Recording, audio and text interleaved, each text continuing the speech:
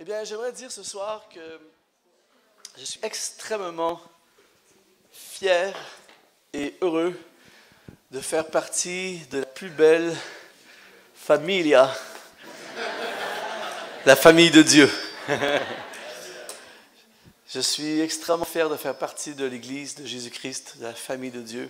C'est beau l'Église, c'est magnifique l'Église. Est-ce qu'on peut avoir un peu de lumière? J'aimerais savoir les visages, comme ça s'il y a quelqu'un qui dort, je pourrais savoir qui dort. Mais c'est vraiment un plaisir. Ah, voilà la familia. C'est vraiment pour moi faire partie de l'Église de Jésus-Christ. C'est un honneur. C'est beau l'Église. C'est imparfait depuis que je suis arrivé, c'est imparfait. Mais l'Église, c'est beau. Et c'est très spécial parce que je voyage beaucoup. Et je prends à tous les mois et des fois plusieurs fois dans le mois, je prends l'avion. Et à chaque fois que presque à chaque fois que je prends l'avion, quand je suis assis à côté de quelqu'un, la personne me pose toujours la fameuse question « Qu'est-ce que vous faites dans la vie ?» Et pourquoi vous allez là-bas et qu'est-ce que vous faites dans la vie, tout ça. Et puis j'ai plusieurs réponses, tout dépendant de la personne qui est à côté de moi. Des fois, je dis que je suis un musicien, des fois, je dis que je suis un pasteur, des fois, je dis que je suis un enseignant. Tout dépendant de la personne, selon la conversation, tout ça. C'est toujours la vérité, mais selon la personne. Mais souvent, je ne sais pas trop quoi répondre, tout ça. Et il y a quelques temps, j'ai entendu un pasteur expliquer la même situation et il a donné une réponse incroyable. Et j'ai décidé de tester sa réponse. J'ai fait la même chose. Alors, la dernière fois que j'ai pris l'avion, presque à chaque fois, mais c'est quelques fois maintenant que je le fais, la dame me demande « Et vous, qu'est-ce que vous faites dans la vie ?» Eh bien, je lui dis « Je suis porte-parole d'une organisation internationale et nous avons des succursales dans presque toutes les villes de la planète. » J'ai dit, nous sommes impliqués socialement dans tous les domaines, les pauvres, les enfants, les hôpitaux, les écoles, nous sommes partout. Et j'ai dit, nous avons un nombre incalculable d'employés et ils sont tellement motivés que la majorité sont bénévoles. Et j'ai dit, c'est une organisation qui est très très ancienne, mais le fondateur est encore vivant et plus actif que jamais. Et là, elle me dit, mais quelle est cette organisation extraordinaire? L'Église! Alléluia!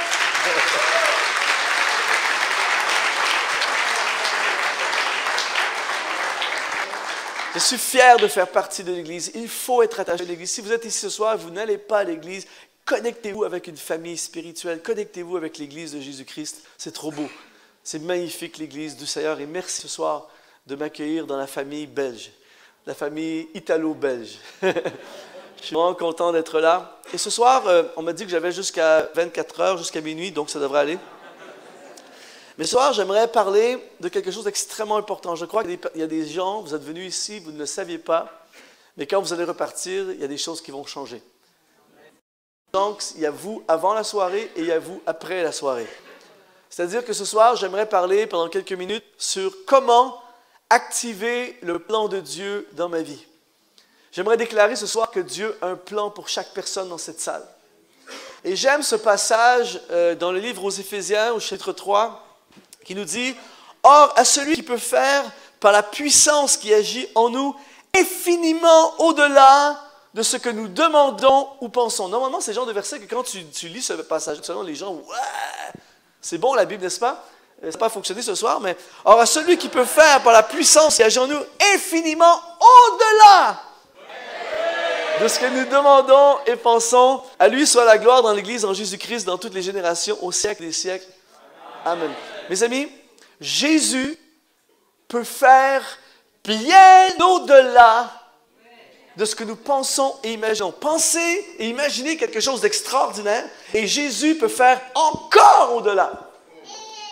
En fait, voilà.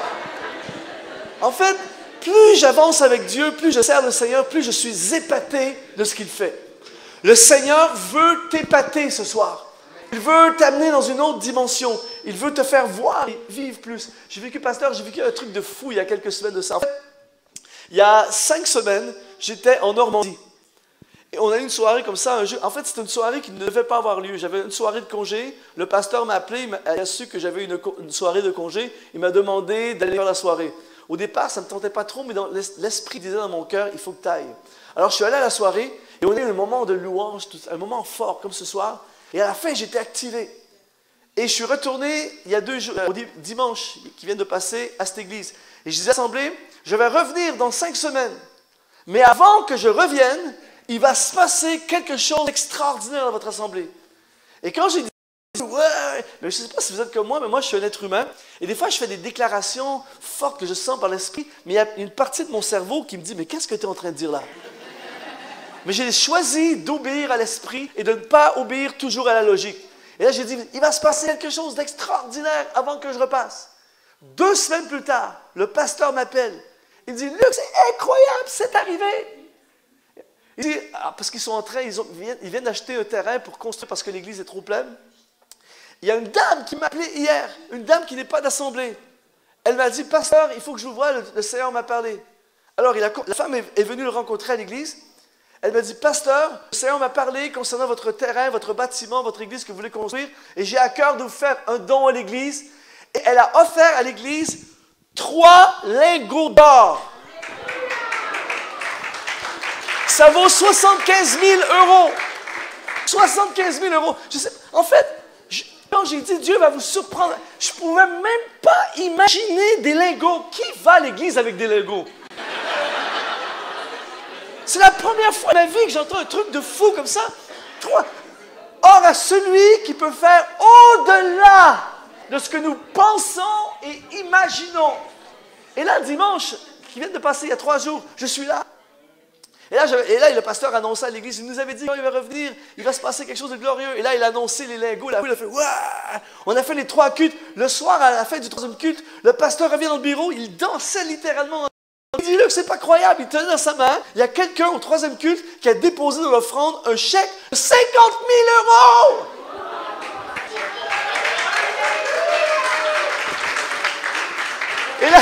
Et là, le pasteur m'a dit, Luc, je veux que tu viennes ici à tous les mois. Or, à celui qui peut faire bien au-delà de ce que nous pensons et imaginons.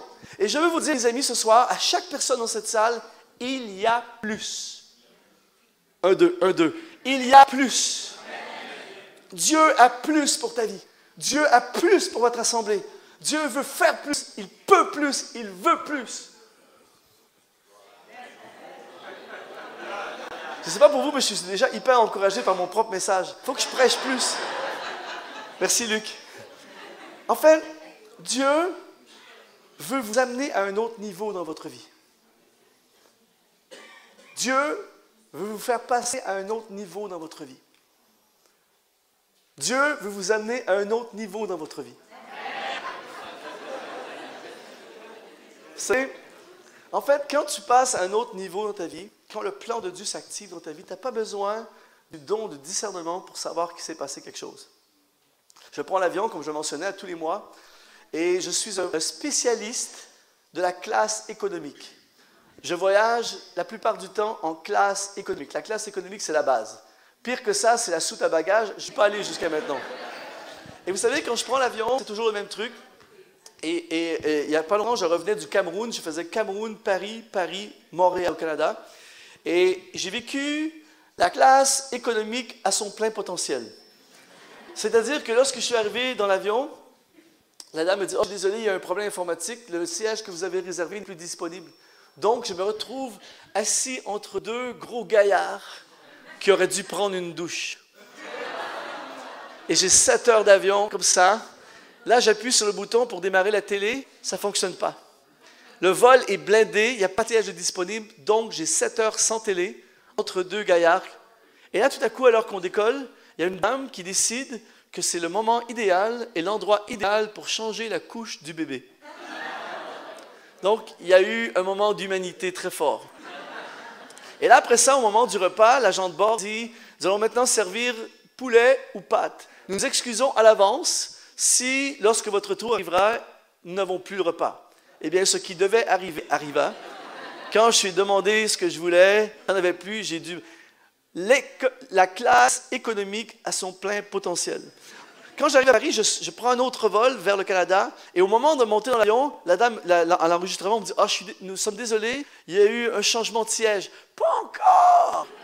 Et là, vous savez, quand je monte dans l'avion, c'est toujours la même expérience. j'arrive avec ma carte d'embarquement, et là, la dame dit bonjour, et là, je tourne à droite, siège 28K ou 29H, peu importe. C'est toujours la même chose, bonjour, et là, je tourne à droite. Et je suis habitué, je n'ai même plus besoin d'y penser, mon corps tourne automatiquement vers la droite. Et là, j'arrive, et j'avais un siège 9L. Alors, quand j'arrive, je suis habitué, moi, bonjour, par là. Genre, bonjour. Un bonjour habituel. En fait, ce bonjour inhabituel, beaucoup plus gentil, est connecté avec la gauche. Elle me dit, bonjour, elle regarde, bonjour, à gauche, monsieur. Bonjour, à droite. Et bonjour, à gauche. Et là, tu tournes à gauche et tu entres dans une section glorifiée qu'on appelle business. Et là, quand tu rentres là, wow, tout est mieux, tout est plus... Même les gens sont plus beaux. Et là, j'arrive dans la section business, tout ça, et là, même pas encore assis, on te sert déjà le champagne. Bonjour, enlevez votre manteau, asseyez-vous. Tu n'as pas besoin de discernement pour savoir que tu es passé à un autre niveau. C'est exactement ce que Dieu veut faire dans ta vie ce soir. Il veut activer en toi son plan. Et avec Dieu, il y a toujours plus. Avec Dieu, c'est toujours plus haut, plus fort, plus loin, plus de bénédictions, plus de fruits, plus de miracles, plus d'opportunités, plus de portes ouvertes, plus de... Et ce soir, je veux activer dans l'esprit, dans ce lieu, le plan de Dieu dans ta vie. Vous savez, quand j'ai commencé dans le ministère, je voulais convaincre 100% de la foule. Je me disais, et j'étais tout le temps déçu après les messages, parce qu'à chaque fois, il y avait toujours des gens qui n'avaient pas embrassé le message, tout ça. Aujourd'hui, je m'en fous. Vraiment. Tout ce que j'ai besoin ce soir, c'est qu'une seule personne dans cette salle, une seule personne qui entre dans le plan de Dieu, une seule personne qui entre dans ce que Dieu a pour... Ça va tellement être glorieux et puissant que ça valait la peine que je traverse l'océan, que je fasse tous ces kilomètres et que je vienne jusqu'à la Louvière pour une seule personne. Alors ce soir, dans les prochaines 4 heures, j'aimerais regarder avec vous, j'ai plusieurs éléments, on va regarder un à la fois, 1, 2 ou 3, selon le temps qui est devant moi, mais au moins un élément, peut-être 2 éléments, et en fait c'est un vieux truc des prédicateurs, tu dis que tu as plein de choses, et ils te réinvitent pour savoir la suite, ça fonctionne bien jusqu'à maintenant, on me réinvite toujours. Alors le premier élément essentiel ce soir, pour activer le plan de Dieu dans ta vie, c'est affronter nos peurs. Dis à ton voisin, affronte tes peurs. On va lire un texte ensemble, vraiment un texte bizarre. En fait, on va lire un texte dans Proverbes chapitre 26, un texte que j'ai lu pendant des années, jusqu'à ce que je l'étudie. C'est un texte que j'aurais jamais pensé que ça voulait dire ce que je vais vous expliquer ce soir. Très, très important d'étudier la parole de Dieu, c'est très profond. Et le texte nous dit, le paresseux dit, il y a un lion sur le chemin, il y a un lion dans les rues. Et quand tu lis ce passage-là, en temps normal, tu te dis, tu passes à autre chose, toi. Mais attention, ce passage est extrêmement puissant en rapport avec le plan de Dieu dans nos vies. Je vous explique. Premièrement, quand j'ai écrit un livre sur le livre des Proverbes, et Salomon, on dirait parfois qu'il fait une fixation sur les paresseux. Il y a plein de passages qui parlent des paresseux, et il parle même d'un gars qui est tellement paresseux qu'il plante, qu'il met sa main dans le plat, et c'est trop d'effort pour le ramener à sa bouche. C'est certainement pas un Italien, ça c'est sûr. Le gars est tellement paresseux. Oh, non, c'est trop de travail. Et en fait, quand on lit ce passage, on a l'impression, on pense à un fainéant qui est couché toute la journée sur son lit en train de regarder Netflix. Et c'est pas ça du tout. En fait, il faut aller étudier dans le mot hébreu. Et le mot hébreu pour paresseux, dans l'hébreu, c'est le mot hatzel. Et hatzel, ça veut dire nonchalant. Le nonchalant, le hatzel, dit il y a un lion sur le chemin. Attention, le mot chemin dans l'hébreu, c'est le mot, prochaine image, c'est le mot derek.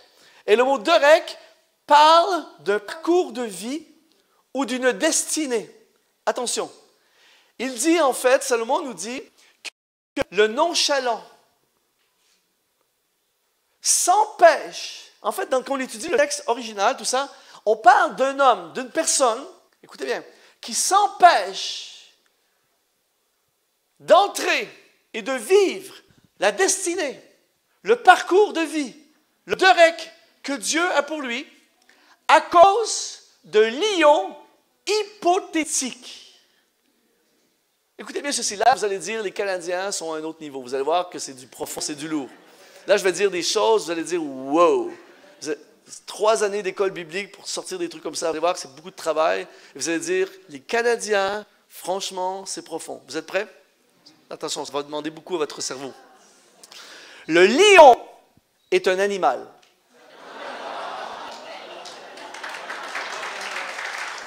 Et attention, je passe à un autre niveau. Un animal, ça bouge. Et pourquoi je dis ceci? Pour vous dire ceci. En fait, il est possible qu'il y ait eu un lion sur ce chemin.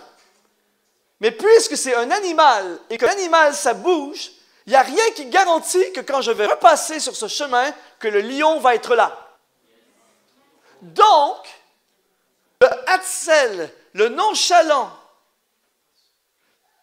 craint, il a peur d'aller sur son derek, sur sa destinée, à cause de la possibilité d'un lion. Oh! Et il y a beaucoup de gens qui ne vivent pas le plan de Dieu pour leur vie à cause de la peur. La peur, c'est un voleur. En fait, la peur est inévitable. La peur, c'est nécessaire. La peur, en réalité, c'est un système d'alarme pour nous sauver la vie. C'est-à-dire que si je marche sur le bord d'un précipice et que je n'ai pas peur, je vais être pas prudent et je peux tomber. Tandis que là, j'arrive sur le bord du précipice, la peur se déclenche, attention qu'il y a un danger, tu pourrais tomber. Et là, je deviens prudent. Mais la peur, ça ne veut pas dire que je vais tomber dans le précipice. Elle m'avertit d'un danger potentiel. Mais il y a plein de gens que lorsqu'ils ont peur, ils arrêtent. Quand ils ont peur, pour eux, c'est le signe qu'il faut arrêter. Alors que bibliquement, c'est le signe qu'il faut y aller.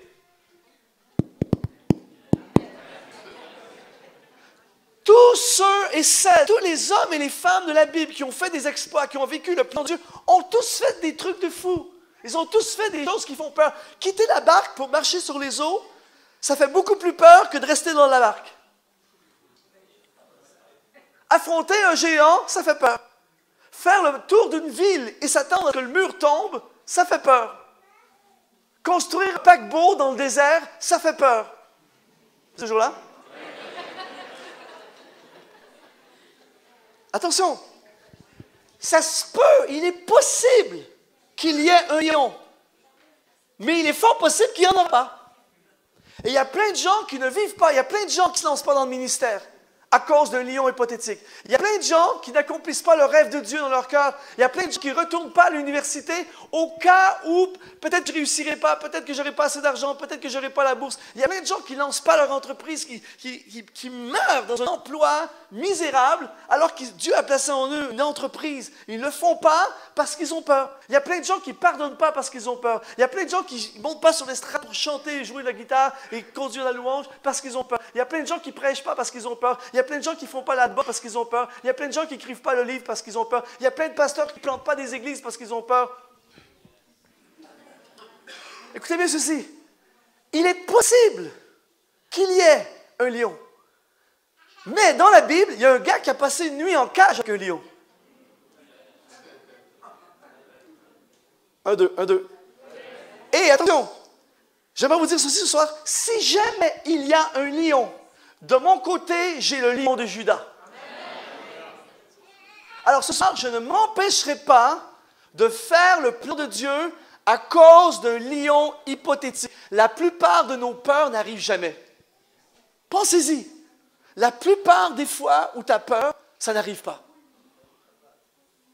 En fait, l'homme et la femme qui va vivre le plan de Dieu va être une personne qui va développer un style de vie de peur. J'ai tout le temps peur. Non. Vous savez, peut-être que vous ne le savez pas, je suis quelqu'un de ma nature, naturellement, je suis quelqu'un d'extrêmement timide. Ça ne paraît pas? Écoutez bien, attention. Je suis extrêmement timide. Ma nature, ça serait de rester chez moi et de ne pas sortir de chez moi et de toujours être avec les mêmes 5-6 personnes, mes meilleurs amis, on est toujours ensemble. Ça, c'est ma nature. Et je passe ma vie avec des étrangers dans des villes, dans des pays, dans des avions, avec des gens que je ne connais pas. Je me lève. J'ai peur! Pensez-y pendant un instant la folie de ce que je fais. Je sais ce qui se passe quand vous êtes de ce côté-là et que tu es de ce côté-là. Quand tu es ici en avant, tu as toutes les personnes qui te regardent. Et tout le monde a un cerveau. Tout le monde pense. Il y a des gens qui disent « Ah, je trouve que ça va pas bien, avec son pantalon. C'est drôle, ses cheveux sont bizarres. C'est quoi cet accent bizarre, tout ça? » Je sais ce qui se passe dans votre tête. Pourquoi? Parce que quand je suis là, je pense moi aussi. Donc, quand je suis ici, je sais que tout le monde peut dire « Ah, je suis pas d'accord avec son message. J'espère qu'il va arrêter de crier. J'ai hâte qu'il termine sa soirée. J'ai faim, je m'en vais. » Il y a tout ça qui se passe. Les Canadiens, j'en ai marre. Tout ça. Mais, c'est ma destinée d'être ici. Donc, j'ai choisi de ne pas vivre selon mes peurs, d'affronter mes peurs.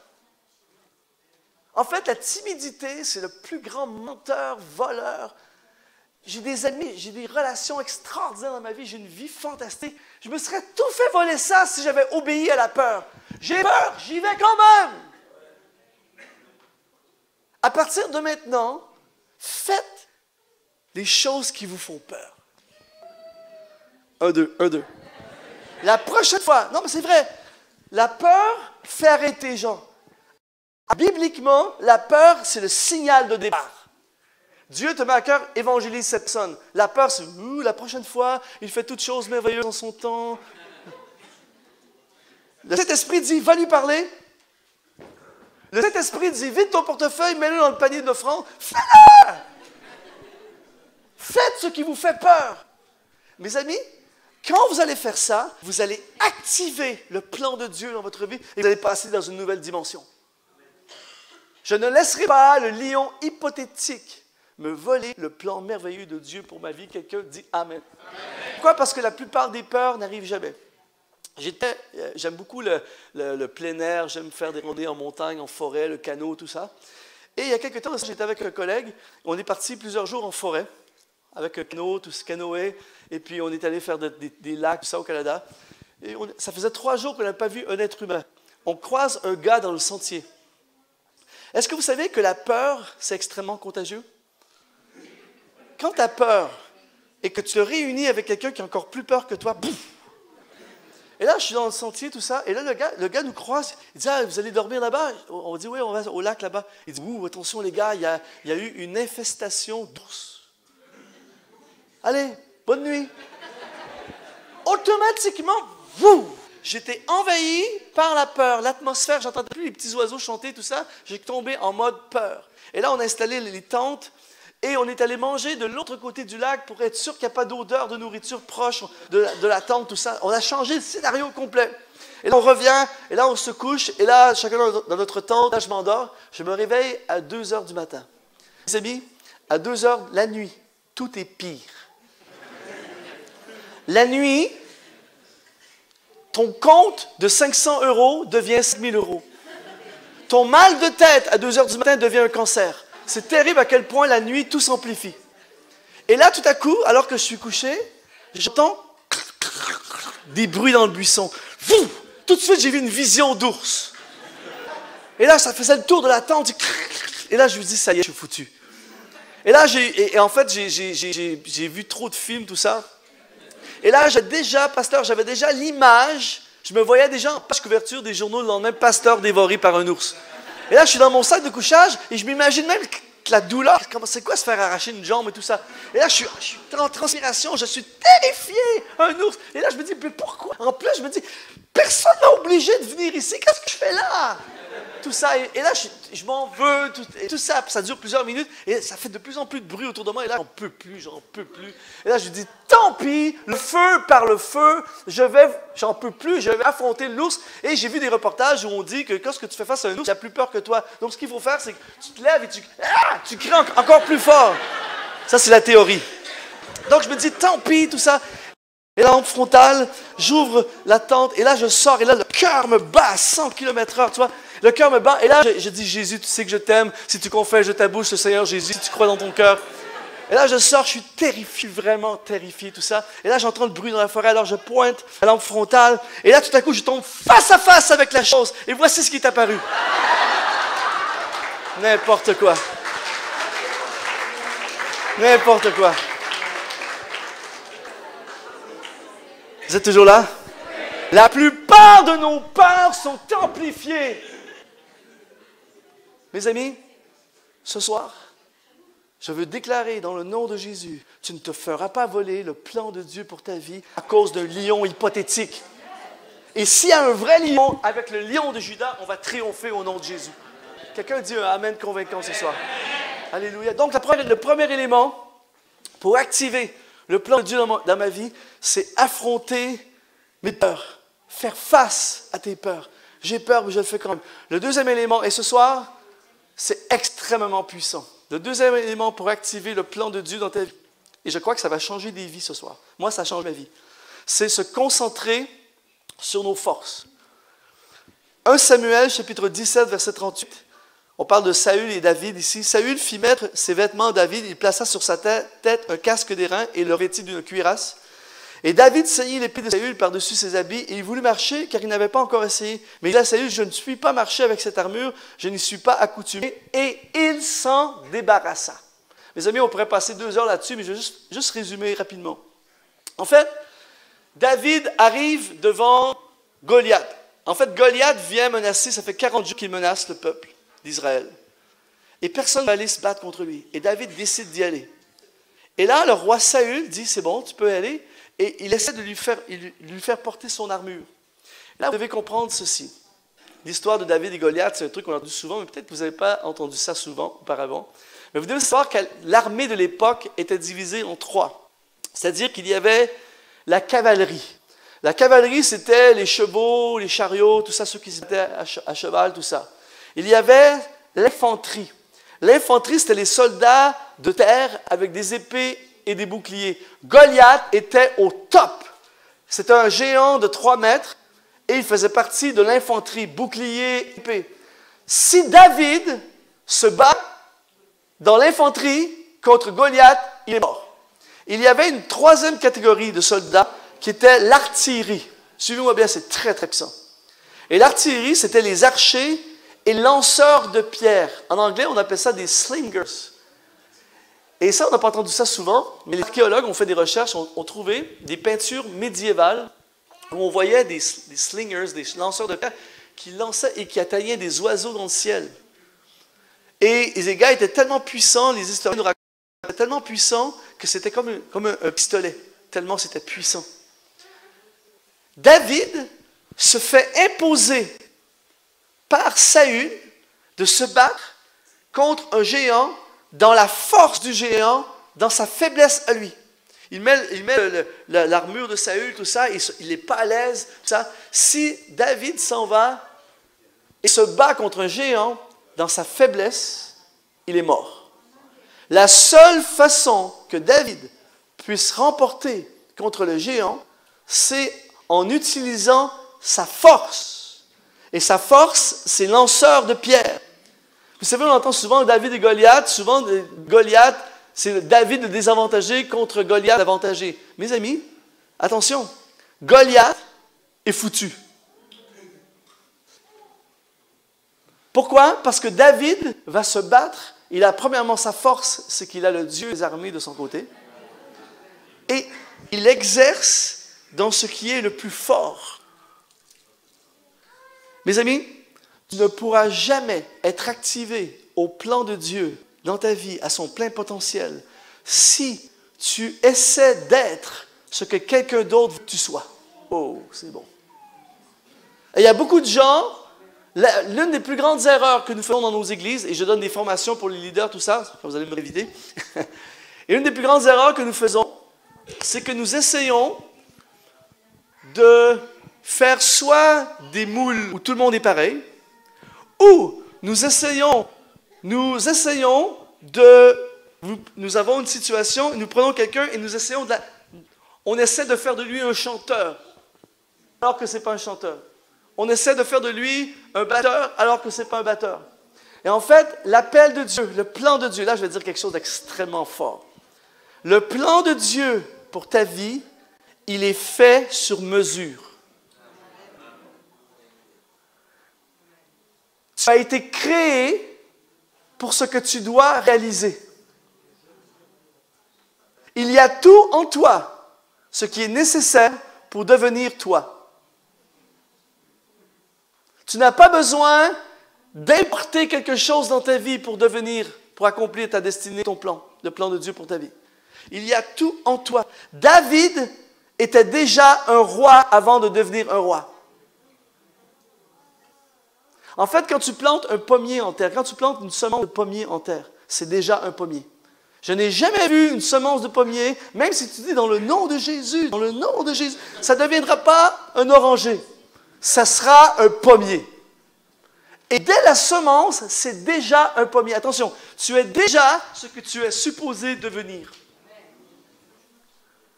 Oh que c'est bon. Un jour, il y a une dame qui vient me voir, après un culte, elle me dit « Ah Luc, je suis touché ce matin, je veux faire la même chose que toi, je veux chanter pour le Seigneur dans le monde entier. » Je lui dis « C'est très possible. Si moi je peux le faire, c'est sûr que plein d'autres personnes peuvent le faire. Il suffit de suivre certains principes, puis des étapes, tout ça. » Elle me dit « Il y a juste un problème. » Je lui dis « C'est quoi le problème? » Elle dit « Je ne chante pas du tout. » Mais elle dit « Je jeûne, je prie, tout ça. » Je lui dis « Allez voir votre pasteur. » Que j'avais envie de lui dire, ce que j'aurais dû lui dire, ça n'arrivera jamais! Tu ne peux pas, si ce n'est pas là, ça n'arrivera pas. Tu vas être autre chose, mais tu ne seras pas ça. Et le problème de plein de gens, c'est qu'on dépense plein d'énergie avec une armure qui n'est pas la nôtre. Une faiblesse restera toujours une faiblesse. Ça sera une faiblesse améliorée. Tandis qu'une force, ta force, c'est exponentiel. Que celui qui chante, chante. Que celui qui organise, organise. Que celui qui prêche, prêche. Que celui qui construit, construit. Chacun dans ses forces. C'est comme ça qu'on va s'emparer du royaume. Mais il y a plein d'églises où je vais. Tu as plein de bonnes personnes. La majorité des églises, les gens sont bien.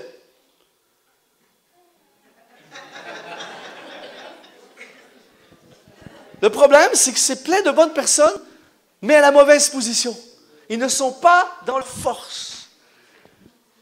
Ouf! S'il y a une seule personne qui capte ce que je suis en train de dire là ce soir, ça va être la fille. Hein? Dieu m'a amené ici pour te dire, enlève cette armure!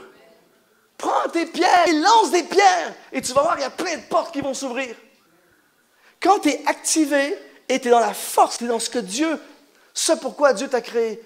Il y a plein de gens qui font un travail. En fait, une des grandes erreurs, une des plus grandes erreurs que les gens font dans leur vie, c'est qu'ils se trouvent un boulot. Voilà, s'il y a des gens qui capent ce soir, c'est de la puissance. Écoutez bien ceci. Il y a beaucoup de gens qui se cherchent un job pour se nourrir. C'est valeureux, mais c'est malheureux. Écoutez bien ceci. Voici ce qu'il faut faire. Tu trouves à la place, à tous les jeunes qui sont ici ce soir dans ce lieu, tu trouves ta voie, V-O-I-E. Ne cherche pas un emploi, ne cherche pas un job, cherche ta voie, V-O-I-E. Et une fois que tu as trouvé ta voie, cherche le moyen de financer ta voie. Oh, que c'est bon. Il y a du scepticisme dans cette salle, mais je l'ai dit ce soir, s'il y a une seule personne qui capte, et ta voix, c'est ta force. Ce qui est ta force, tu fais des choses qui sont difficiles pour les autres, et pour toi, c'est facile. Goliath, bang! Est-ce que vous êtes d'accord avec moi que ça a été assez efficace, son truc? Le gars, le géant, personne ne va aller se battre contre lui. On veut lui mettre une armure, tout ça, c'est pas sa force, tout ça. Il enlève ça. Ça prend quand même du courage pour dire, il aurait pu vouloir plaire au roi. Je veux pas déplaire au roi. Ok, roi, je suis vraiment pas bien, mais je veux plaire au roi. Il y a tellement de gens comme ça. Ils ne sont pas eux-mêmes, ils ne veulent pas déplaire. Ils veulent plaire ou ils ne veulent pas déplaire. Ils vivent en fonction de ce que les autres pensent. Attention, je vais vous dire quelque chose de très chiant ce soir. À tous ceux et celles qui vivent en fonction de ce que les autres pensent, voici une grande révélation. Les autres ne pensent pas à vous. Savez-vous pourquoi? Parce qu'ils pensent à eux. Ce soir, disons que je prends une photo de groupe. Je prends une photo de tout le monde ensemble, là, et j'affiche la photo sur l'écran. La première personne que vous allez regarder, c'est vous. Et disons que c'est une photo remarquable, un chef-d'œuvre. Tout le monde est beau, les gens sont même pas d'ajustement, tout ça. Tout le monde est génial, les visages angéliques, tout ça. Mais vous, il y a un problème. Vous avez des yeux rouges sur la photo. Vous êtes bizarre. Vous allez dire, c'est pas une bonne photo. Tout à coup, tout le monde est pourri sur la photo. Il y a un brouillard. Mais vous, vous êtes glorieux. C'est une super photo. On prend cette photo. Donc, est-ce que je vais m'empêcher de vivre ce que Dieu a pour moi à cause des autres qui ne pensent pas à moi? Il aurait pu dire, oui, c'est le roi, c'est Saül, c'est le roi quand même. La Bible dit, il s'en débarrasse. Je ne peux pas me battre avec ça, ma force. Et parce qu'il a été dans sa force, il n'a pas eu besoin de faire 48 000 tentatives. Bang! Bang! Le géant est mort et bang, ça a activé sa destinée. David et Goliath. Tout le monde connaît ça. Même les non-croyants connaissent David et Goliath. Vous savez, David sans Goliath, c'est moins bon. C'est comme Noé sans l'arche. Il y a eu un homme, il s'appelait Noé. Il n'y a pas eu d'arche. On s'en fout de Noé sans l'arche. Ça prend l'arche. David et Goliath. Parce qu'il a misé sur sa force, ça a activé le plan de Dieu dans sa vie. Et ça l'a conduit vers la royauté. S'il part avec l'armure de Saül, il fait plaisir à Saül, mais il se fait tuer par le Goliath et c'est fini. C'est pas David et Goliath, c'est Goliath et David. Vous êtes toujours là? Mise sur tes forces. Mise sur qu'est-ce que Dieu t'a donné. Aie le courage de faire ce qui est nécessaire pour que le plan de Dieu s'active. Ne cherche pas à gagner un concours de popularité. Fais ce que Dieu t'appelle à faire. Vas-y, même s'il n'y a personne qui le fait, tu le fais. Même si personne ne t'encourage, tu le fais. Même si, en général, on te traite de fou avant de te traiter de génie.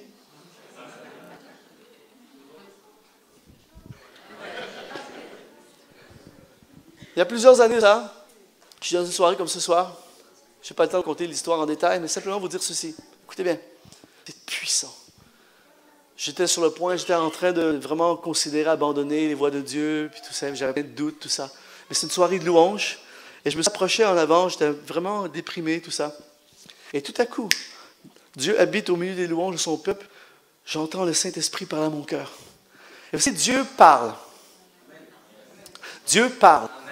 Mais il n'en dit jamais trop. Il nous parle, mais il n'en dit pas trop. Et voici ce que Dieu a dit. Il m'a dit simplement ceci. Écris des chants pour ma gloire. Et moi, j'attendais la suite. J'attendais qu'il me dise, il va rencontrer quelqu'un, il va te faire un chèque. Non, il m'a juste dit, écris des chants pour ma gloire. Savez-vous ce que j'ai fait? J'ai écrit un chant. J'ai écrit un chant, et ce chant m'a ouvert des portes. Ouvert des portes.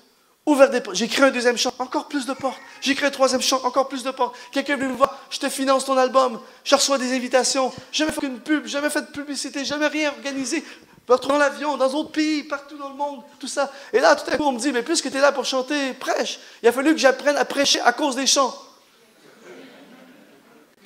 Et ça m'a amené jusqu'ici ce soir. J'ai jamais rien fait au niveau contact, pub, tout ça. J'ai été propulsé à cause d'un chant. Pas à cause de mes albums, pas à cause de ma prédication, pas parce que je suis Canadien, parce que j'ai écrit un chant. Écrit des chants pour ma gloire. Et j'ai misé là-dessus. Alors qu'il n'y avait personne autour de moi qui me disait, Luc, tu écris des chants, tu vas voir, ça va t'ouvrir des portes dans le monde entier, tu vas vivre de ça. Il n'y a rien, même mon propre père m'a dit, t'es fou. Et aujourd'hui, il me dit, je suis tellement fier de toi. Même à l'église, mon père qui me traitait de fou à l'époque, aujourd'hui à l'église, mon père m'a dit ça récemment, Luc, je vais faire attention pour ne pas m'enorgueillir. Je vais pas te dire ça. Mais les gens me présentent, ça c'est le papa de Luc Dumont. Le même gars qui disait, t'es fou. Voyez-vous? Mise sur ce que Dieu a placé en toi. Ne porte pas l'armure d'un autre. Mets ton armure. Dans cette salle ce soir, c'est tout le monde dans cette salle, peu importe votre âge. Sa force, ce que Dieu t'a donné. Avec le courage de ta conviction.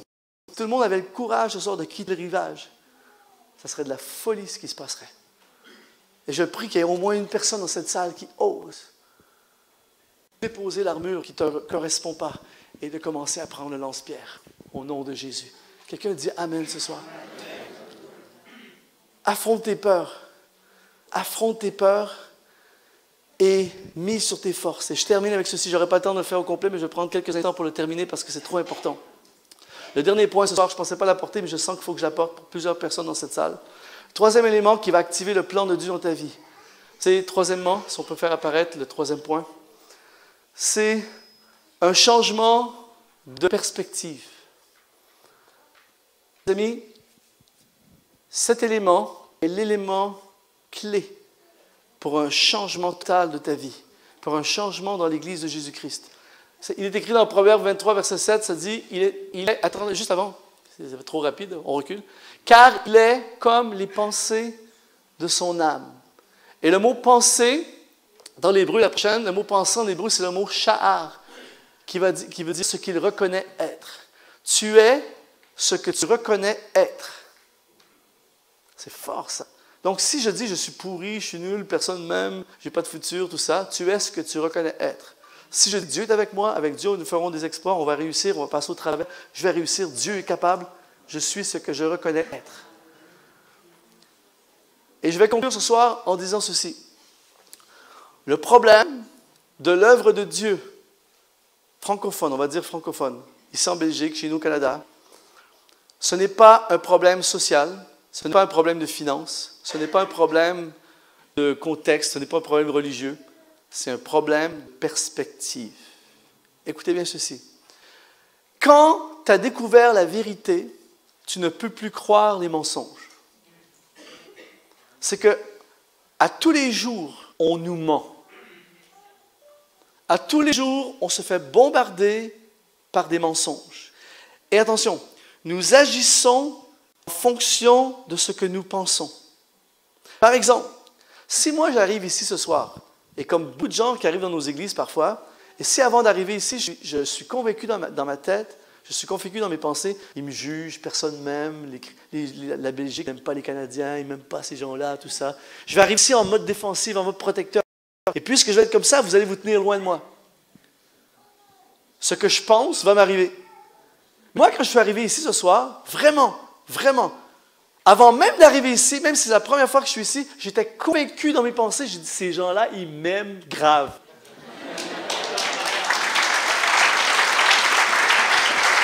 Vraiment. Et je me disais, il y en a plus 2 ou 3, mais la majorité, ils m'aiment grave. Donc, quand j'arrive ici, je sais déjà, dans ma tête, je suis convaincu que je suis aimé. Donc, quand j'arrive ici, et plus que je sais que je suis aimé, je vous aime. Et plus que vous sentez que je vous aime, vous m'aimez encore plus et on s'aime. C'est juste un problème de perspective. Par exemple, je ne peux plus croire les mensonges. Pourquoi? Parce que des fois, je vais dans des villes. Là, le pasteur me dit, c'est difficile ici, l'église est vide. Et les gens ici ne vont plus à l'église, les gens sont trop religieux. C'est plus comme c'était avant, c'est vraiment difficile. C'est dur la Belgique, c'est dur ce pays, c'est dur la ville, tout ça. Et là, tu as tendance à croire ça. Mais le problème, c'est qu'à 3 kilomètres de là, je suis dans une place où c'est plein craqué. Ouais, Jésus, ouais, le pasteur dit, c'est génial, Dieu porte, Dieu bénit. C'est la même ville, la même société, même combat, la même réalité. Je ne peux plus croire l'autre parce que ça marche pour lui. La différence entre les deux, c'est seulement un problème de perspective. Tu es ce que tu reconnais être. Il y a une ville où je vais depuis plusieurs années, où il y a un potentiel de folie. Et à chaque année, je vais là-bas, mais ça fait des années qu'on me dit, ici c'est difficile, l'immobilier est hors de prix, il y a des bouchons de circulation, les gens vont plus à l'église le soir, tout ça. Et Dieu a le sens de l'humour. Ce que Dieu a fait, c'est qu'il a appelé un étranger. L'étranger est arrivé dans cette ville, et l'a implanté, et bam, ça a explosé. Croissance phénoménale, tout ça. Et cet étranger est devenu un ami, et il m'invite régulièrement. Un jour, on est au restaurant ensemble, et je lui dis, comment se fait-il que tout le monde dit que c'est impossible ici, tout ça, et toi, tu fais ça, Il dit, c'est ça. Il dit, quand je suis arrivé ici, je ne savais pas que c'était impossible, alors je l'ai fait.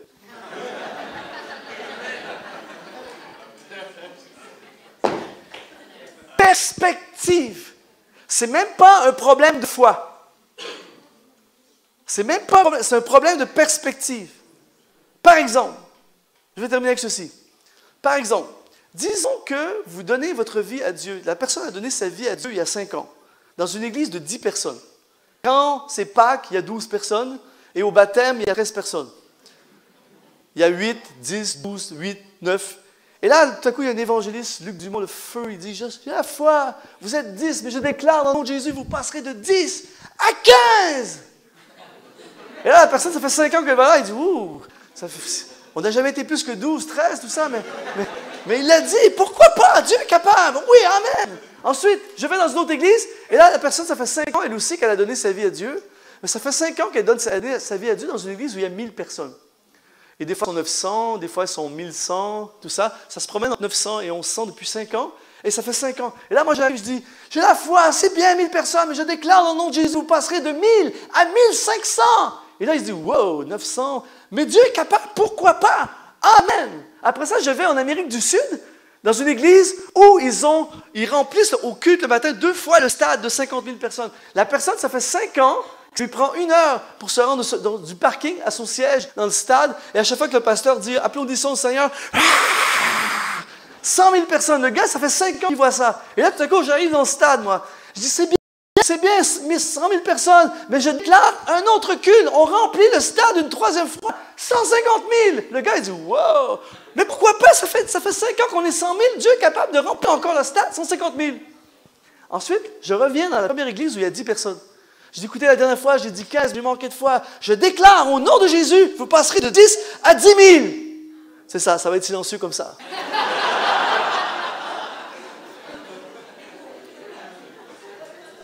Écoutez-moi ici. En fait, la personne qui a donné sa vie à Dieu dans le stade de 100 000, de 50 000 personnes, n'a pas plus de foi que la personne de l'église de 10 personnes. Mais cette personne, parce que ça fait 5 ans qu'elle voit 100 000 personnes, sa perspective, c'est comme ça. Donc pour lui, pourquoi pas 150 000? Mais l'autre personne qui a 10 personnes, lui, sa perspective, c'est comme ça. L'autre n'a pas plus de foi, il a juste une perspective différente. Et notre problème, ce n'est pas la foi, ce n'est pas la culture, c'est la perspective. C'est pour ça que Paul dit dans Romains chapitre 12, au verset 2, « Soyez transformés par le renouvellement de l'intelligence, afin que vous discerniez quelle est la volonté de Dieu. » Le mot « discerner », soyez transformés, pardon, le mot « transformer », c'est le mot « métamorpho » qui veut dire « métamorphose ». Nos pensées doivent être transformées. Mes amis, pour activer le plan de Dieu dans ta vie, dans ma vie, je dois changer de perspective. Il y a plein de choses qui ne peuvent pas arriver dans ma vie parce que je crois des mensonges. Je crois des choses qui sont fausses. Et quand tu agis en fonction de ce que tu crois, si vous me dites, Luc, prends la route qui est là et ça t'amène à Paris. Et moi, je vous crois, mais en fait, ça m'amène dans une impasse. Mais j'y vais sincèrement. Je m'en vais sincèrement dans une impasse. J'agis en fonction de ce que je crois. Plusieurs d'entre nous, on croit des mensonges. On croit qu'il n'y a pas de provision. On croit qu'on va manquer d'argent. On croit que ce ne sera pas possible. Personne ne l'a fait avant. Je ne sais pas, je n'y arriverai pas. Mais mon père n'a pas réussi. Mon grand-père n'a pas réussi. Mon arrière-grand-père à l'époque de Louis XV n'a pas réussi. Et on croit des mensonges. Et ce que nous avons besoin, c'est un changement de perspective, un renouvellement des pensées. Et en fait, ce qu'on a besoin, c'est d'avoir les pensées de Dieu, de croire et de penser comme Dieu. Mes amis, si tout le monde dans cette salle ce soir, on commençait à penser comme Dieu, ce bâtiment ne suffit pas. 1, 2, 1, 2. Ce soir, je prie qu'il y ait des métamorphoses de pensée dans ce lieu, des changements de pensée. Des pensées, ça se change. Je répète, des pensées, ça se change. J'ai un ami à moi, en fait, celui qui m'a amené à la foi. Et je vais être vraiment terminé avec ça. Ma 48e conclusion. C'est trop bon, écoutez ceci, je vais terminer vraiment avec ça. Je vous assure que je termine avec ça. J'ai un ami à moi, en fait, celui qui m'a amené à la foi. Ce gars-là, je ne sais pas si vous en connaissez, c'est des gars passionnés. Ah, c'est des Italiens, c'est sûr que tout le monde est passionné. Mais en fait, ce genre de gars, quand il fait quelque chose, il ne fait pas à moitié, c'est à fond. C'est à fond. Tout ce qu'il fait, c'est à fond. Et il y a quelques années de ça, il est allé en vacances dans les Caraïbes et il est allé faire de la plongée. Une journée, on lui a payé un forfait de plongée, alors il est allé faire de la plongée. Et il a tellement aimé ça qu'il a décidé de devenir maître plongeur. Ça vous donne un peu le style. Le gars, il plonge une fois, puis il veut devenir maître plongeur. Donc, il fait toutes les formations, il achète le top équipement, il fait plein de voyages, tout ça dans les Caraïbes. Il vient. Ce qu'il ne savait pas, c'est que pour devenir un maître plongeur, tu dois absolument plonger une fois avec les requins. Et là, le professeur est en train d'enseigner, il dit, vous savez les gars, il n'y a aucun danger avec les requins. Le requin a peur de l'être humain, il n'attaque pas l'homme. Il attaque seulement les surfeurs, parce que quand le surfeur est sur la planche, ça ressemble à une tortue de mer qui est le plat préféré des requins. Et il l'attaque, il arrache un bras, mais en fait, il n'aime pas, donc il rejette. Mais toi, tu as perdu ton bras. Mais les plongeurs, tout ça, il n'y a aucun danger, tout ça. Je ne sais pas pour vous, mais moi, dans ma tête, ça ne donne pas cette information-là. Et là, mon ami non plus. Et là, il se dit, wow, mais il veut tellement réussir son truc. Et là, il me dit, Luc, tu ne peux pas imaginer. Ils sont dans les Caraïbes, ils sont sur le bateau, ils sont une dizaine d'étudiants. Et là, en dessous d'eux, il y a l'eau cristalline. Et tu vois, dans le fond, il y a des dizaines de requins qui sont là. Et là, le professeur dit, ça y est, les gars, pour graduer, vous devez plonger avec les requins. Et là, tout le monde se lance, tout ça. Il lui dit, Luc, mon cœur voulait arracher. J'ai dit, Jésus. Et là, il s'est lancé dans le fou. Et là, voici l'image. Bang! Avec les requins. Et le truc, la folie, je l'ai vu, on est allé au restaurant ensemble il y a quelques semaines de ça. Il m'a dit, Luc, la folie, ça fait peut-être 2 ans de ça. Il dit, la folie, maintenant, il dit, quand je vais faire de plongée et qu'il n'y a pas de requin, je m'ennuie terriblement. Est-ce que vous êtes d'accord avec moi pour dire que le gars a changé de pensée, a changé de perspective? Et parce qu'il a une perspective différente, il fait des choses différentes. Il a même entraîné son épouse maintenant qui fait de la plongée avec les requins. Parce que quand tes pensées sont changées, ta perspective est changée, non seulement tu fais des choses que tu n'as jamais fait avant, mais en plus tu entraînes des gens dans des choses qui n'ont jamais été faites. Alléluia! Et c'est exactement ce que Dieu veut faire dans ta vie. Il veut t'amener dans l'esprit spirituellement. Il veut t'amener à des endroits où tu n'as jamais été. Il veut te faire des choses. Son plan implique que tu fasses des choses que tu n'as jamais fait auparavant. Il va amener l'Église à un endroit où elle n'a jamais été. Il veut nous faire accomplir et réaliser des choses qu'on ne peut même pas. Alors, celui qui peut faire au-delà de ce que nous pouvons penser et imaginer. Juste un changement de perspective. Et l'Église en Belgique a besoin d'un changement de perspective. Dieu est plus grand que ce que nous avons vu jusqu'à maintenant. Alléluia! Alors ce soir, on va terminer ce culte maintenant. On va juste terminer en chantant un chant d'adoration, de prière ensemble. Et ma prière soit de toutes mes forces, je prie vraiment que le plan de Dieu puisse être activé dans des personnes dans cette salle. Que Dieu puisse t'amener ce soir là où tu n'as jamais été. Affronte tes peurs ce soir. Vas-y, même si tu as peur. Il n'y a pas un lion qui va arrêter. Affronte tes peurs. Change de perspective ce soir. Renouvelle mes pensées, change mes pensées. Au nom de Jésus. Amen. Amen. Si vous voulez bien, on va se lever ensemble. Je vais prendre ma guitare et on va chanter cette prière. On l'a chanté tout à l'heure, je te donne tout, Seigneur. Et c'est plus qu'un chant, c'est une prière d'abandon total à Dieu. Et j'aimerais qu'on puisse fermer les yeux pendant un instant.